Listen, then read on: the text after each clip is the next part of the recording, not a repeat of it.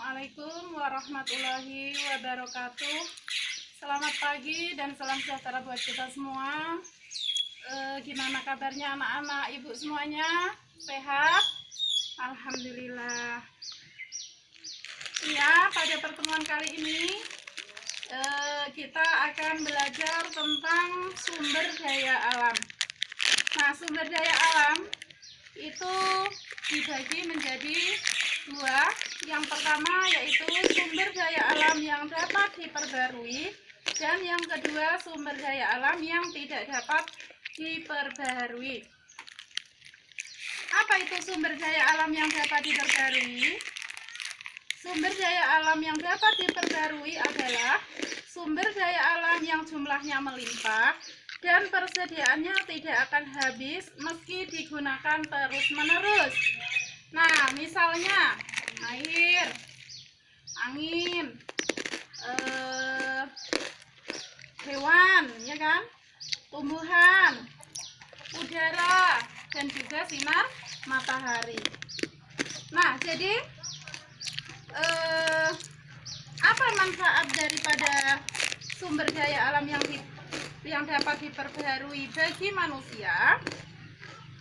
Yang pertama, manfaat sumber daya alam yang dapat diperbarui bagi manusia itu ada banyak sekali. Misalnya pemanfaatan hewan. Hewan di sekitar kita ini banyak sekali macamnya. Contohnya ada ayam yang sedang berkeliaran, ada kambing, ada sapi. Nah, itu kira-kira manfaatnya bagi kita sebagai manusia adalah apa? Nah, ya, hewan ternak seperti sapi, seperti kuda itu bisa menghasilkan tenaga. Selain menghasilkan tenaga, hewan-hewan tersebut juga bisa menghasilkan daging. Nah, dagingnya bermanfaat bagi manusia untuk apa? Untuk dikonsumsi sebagai lauk. Sedangkan kulitnya bisa digunakan untuk bahan bisa membuat jaket, bisa membuat sepatu, bisa juga membuat beduk, ya kan? Nah, itu.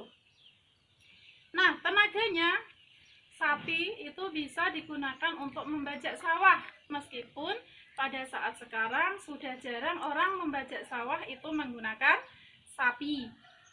Nah, terus kuda tenaganya digunakan untuk apa? Untuk menarik delman. Ya, kalau di sini kita jarang ketemu dengan delman, tapi kalau di Pulau Jawa masih ada sebagian daerah-daerah tertentu yang masih menggunakan alat transportasi delman. Nah, selain itu hewan yang lain seperti halnya ayam, bebek itu bisa dimanfaatkan dagingnya dan juga telurnya. Bulunya juga bisa dimanfaatkan untuk apa? Untuk membuat kemoceng, ya kan? Untuk membuat hiasan-hiasan dan lain sebagainya. Nah, selain hewan, sumber daya alam yang dapat diperbarui seperti halnya juga tumbuhan. Tumbuhan merupakan salah satu jenis sumber daya alam yang dapat diperbarui dan juga yang sangat banyak sekali manfaatnya bagi manusia. Nah, misalnya yang pertama sebagai sumber pangan, ya, sebagai sumber pangan, sebagai sumber sandang, sebagai bahan bangunan, sebagai bahan obat-obatan, dan masih banyak lagi. Nah, itu kira-kira sampai di sini. Semoga Ananda ibu semuanya bisa memahami sedikit yang ibu sampaikan. Kalau ada kurang dan lebihnya ibu mohon maaf, dan nanti bisa kita sambung pada pertemuan berikutnya karena waktu kita yang sangat terbatas.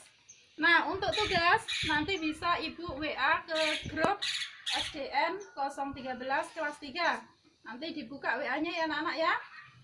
Nah, mungkin hanya ini yang dapat ibu sampaikan. Marilah pelajaran pada pagi hari ini kita tutup bersama dengan bacaan doa. Semoga pertemuan kita ini membawa manfaat dan juga ilmu yang ibu berikan kepada Ananda semuanya bisa menjadi ilmu yang bermanfaat. Kepada Ananda Anggi dipersilahkan untuk memimpin doa.